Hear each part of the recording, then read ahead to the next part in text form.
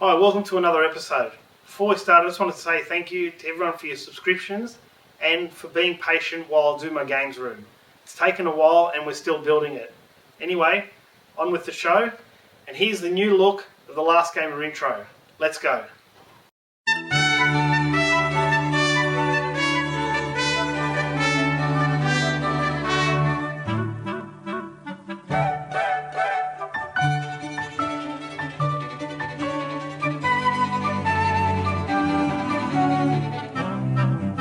No, not that intro. I'm talking about the new intro.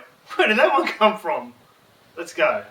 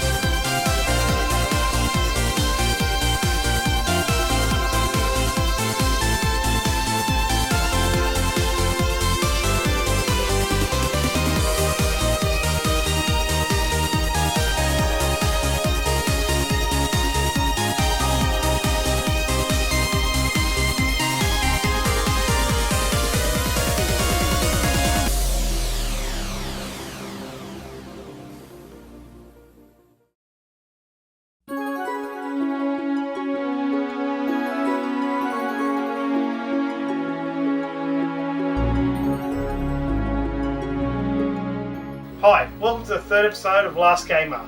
In this episode we're going to be looking at Ghosts and Goblins Ghouls and Ghosts series. First of all, I just want to say a special thank you to Johnny Millennium, Happy Console Gamer. And this is why, Johnny. When I was looking for Ghosts and Goblins reviews myself on YouTube, I come across you, and I haven't looked back, and you've inspired me to do my own reviews. So thank you again. Anyway, let's get on with it. As you can see, I've got the Commodore 64 of Ghosts and Goblins. Now, I probably put the most hours into this game, being a kid, playing it non-stop. Didn't have too much money to go down the arcade every day and play it, let alone it was hard. So, we're going to go around the room and grab all the console versions. So I've got the Commodore 64 disc. There's not much difference in the cassette, but I'll grab that anyway. The Amiga version of Ghouls and Ghosts. Okay, here I have the Game Boy Advanced version of Super Ghouls and Ghosts, which is modelled from the Super Nintendo. We'll talk about that. Ultimate Ghouls and Ghosts on the PSP. Can't say it's my favourite, but we'll have a good look at that one. Super Graphics, Ghouls and Ghosts. Where is it?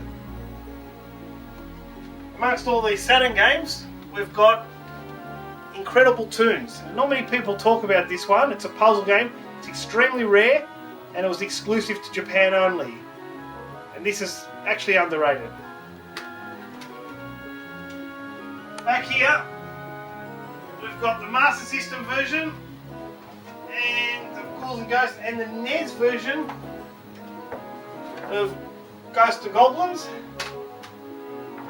and the Super NES version of Super Ghouls and Ghosts. Now, this is the Japanese version. This has to be a favourite of the Ghosts and Goblins Ghouls and Ghosts series, the Mega Drive version of Ghouls and Ghosts, again Japanese, and even more than the arcade, I'd have to say on that one. And then lastly, we come over to the newer consoles, the PlayStation 2 version of the Capcom Classic Collection, which has got 22 games on it. And they are Ghosts and Goblins and Ghouls and Ghosts. And it's actually got Super Ghouls and Ghosts as well. And the Xbox version of that. Now before we look at these games, as all episodes, we're going to go to the arcade room and see where it all started with Ghosts and Goblins in 1985 and then Ghouls and Ghosts in 1988. So let's head there now. Okay, welcome to the arcade room. And we've got Ghouls and Ghosts running in the background here, but before we get into that, we'll talk about Ghosts and Goblins. This is Makamura, the arcade board, or Ghosts and Goblins. You'll notice that it hasn't got any tracks on the board. It's completely void of it, and Capcom did that to stop piracy. They didn't do the best job because majority of the arcade boards that were out there were pirated. Anyway, that's the good old Ghosts and Goblins board. We'll go ahead and put that in now. Okay, now we'll look at Ghouls and Ghosts, or Dai Makamura.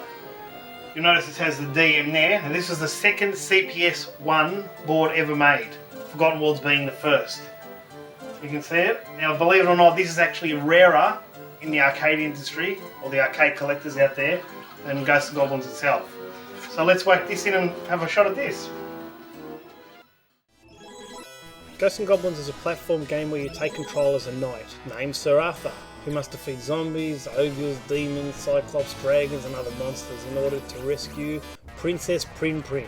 That's original. Who's kidnapped by Satan, king of the demon world. Along the way, the player can pick up different weapons, bonuses, extra suits of armour that can help you along with your mission. The player can be hit twice. The first takes away Arthur's armour, then the player must continue in his underwear, until completing the level or finding a replacement armour. If the player loses a life, he is returned to the start of the level or at a halfway checkpoint.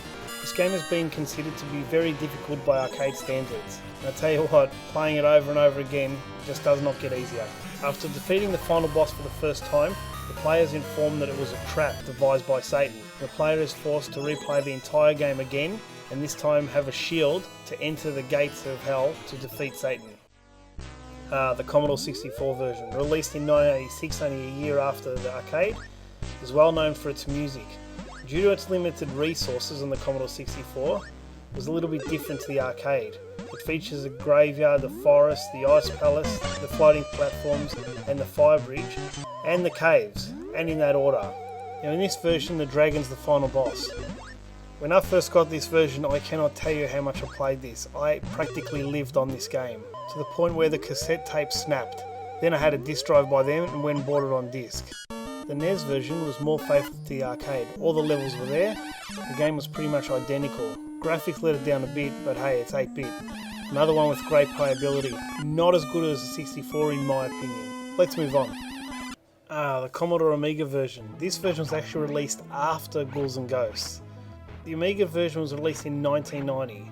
While the advanced hardware of the Amiga was almost arcade perfect, it failed to emulate the success of the Commodore 64 version. The thing with the Amiga version, it will not have music unless you have a megabyte of RAM. Standard, the Amiga has 512 kilobytes. Ghosts and Goblins had perfected ports in 1998 on the Sega Saturn and the Sony PlayStation with its Capcom generations. Then later on the PlayStation 2 and the Xbox One in Capcom Classic Collections Volume 1. And recently was ported to the Wii on the Virtual Arcade. Ghouls and Ghosts, what a game this is. I remember first playing this at the arcade. The guy was actually setting up the arcade machine as I was playing Forgotten Worlds, which I released pretty similar time, Forgotten Worlds being the first. And man, when I saw this being powered up, I didn't know what to think. I couldn't get on it fast enough. This game improves on everything that Ghosts and Goblins is. You got the special armor which allows you to have extra power, depending on what weapon you've got. The level layout, everything about this game is perfect. It's not too hard compared to Ghosts and Goblins. It still can be challenging. You have to go through the game twice, and you have to have a special weapon before you enter the gates of hell on the second time. I think one of the best improvements of this game is the ability to shoot up. It gives the game a whole new perspective. Now the Amiga version might not be the most faithful to the arcade, but here's something the Amiga has that is not necessarily better than the arcade, but it's on a par, yet very different. The music. Listen to this music.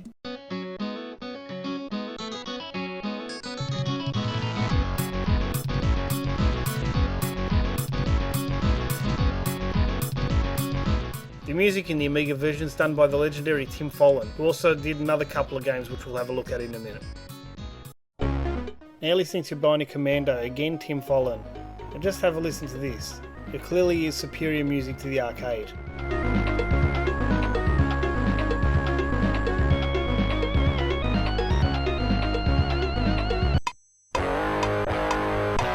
Are you listening to Leadstorm at the moment, and what Tim Follin did here was, instead of going with the arcade soundtrack, which was pretty ordinary, he rewrote it, and boy did it pay off.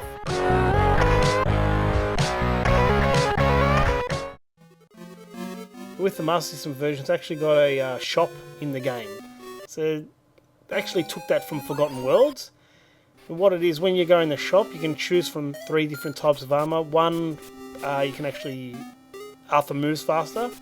The second is Arthur has better magic power, so when you hold down and charge. And the third is the armour you can get hit 3 times before Arthur dies. So that's pretty good, and I actually don't mind the Master System version. It's just not talked about much, and I'm not sure why, because it's got this cool feature in it. And no other versions have got that. Anyway, we'll move on. Now we're going to talk about Ghouls and Ghosts on the Mega Drive. There's a bit of history behind this. I love Ghouls and Ghosts in the arcade that much. I knew that there was a Sega Mega Drive coming out in 1988, and one of the launch titles on it was Ghouls and Ghosts on the Mega Drive. So what did I do? We didn't get it into Australia until 1990. But I went and ordered it from England. Roughly then it would have been about 1,200 Australian dollars just to get this baby, the Japanese Mega Drive, Ghouls and Ghosts, and a few other goodies. Now, Ghouls and Ghosts actually wasn't launched on launch date. It came probably about 6 months to 8 months later. Let's have a look at it. Now this debate's been going on for a while, and some people say Super Graphics and some people say Mega Drive. Personally, I think the Mega Drive is the best home port, and sometimes I even think the Mega Drive is better than the arcade. That's my opinion. Now, I've got the arcade board and I've had it for many years. I've played it in the arcade, pretty much live on the game, as I've said. I still think the Mega Drive's playability is a little bit more superior. Now we're going to look at another favourite, Super Ghouls and Ghosts. There's history behind this one as well. Again, like the Mega Drive, I had to order it from England, who they imported it from Japan, the Super Famicom, or Super Nintendo. I didn't want to wait probably a year just to get a Super Nintendo, so what did I do? Went and bought one of these. This time it cost me 1,400 Australian dollars to own the Super Famicom. Then I had to wait another 6 months for Ghouls and Ghosts. Don't worry, I had fun with this baby before that. Anyway, let's look at Super Ghouls and Ghosts. When I first powered up that Super Famicom and played this game, I couldn't believe my eyes. It was Ghouls and Ghosts all over again. However, it was Super Ghouls and Ghosts. The graphics were amazing and the music delightful. However, there's one thing that was missing, and that was the ability to shoot up. Sure, you've got a weapon that homes in on things, but there's just that shooting up that added that new texture to Ghosts and Goblins. Why did they take that out? However, I'm not putting down this game. It belongs in the trilogy that is the Ghouls and Ghosts series. I'm just saying, compared to Ghouls and Ghosts, it just doesn't live up to the hype.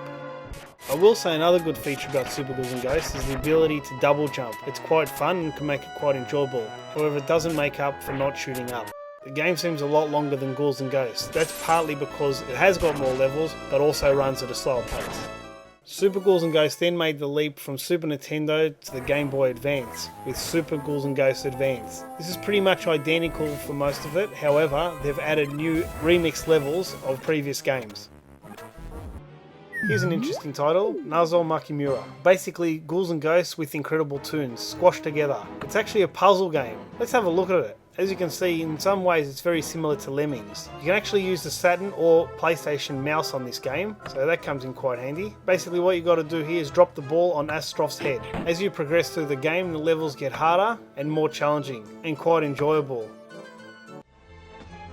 Now the PSP version, Ultimate Ghouls and Ghosts, or the so-called Ultimate Ghouls and Ghosts, has not grabbed me like the others. I don't know what it is, I've forced myself to play it, but I just can't get into it. Yeah, the graphics are good, but it's the typical polygon 2D type game. I need sprites, not polygons. I'm not going to go much further with this one. As you can see, the game does look great, just doesn't make it for me. So that's the Ghouls and Ghosts series. There are other console versions, like the X6800, the Spectrum, the Amstrad, but I just looked at the main ones, the ones that I grew up with and the ones that I love. There's also spin-offs of the Ghouls and Ghosts series, like Demon's Crest and Maximo. I'm not really into Maximo, in fact it's still sealed on my PlayStation 2, so I can't say I'm a big fan of them. Anyway, until the next episode, Last Gamer, signing off.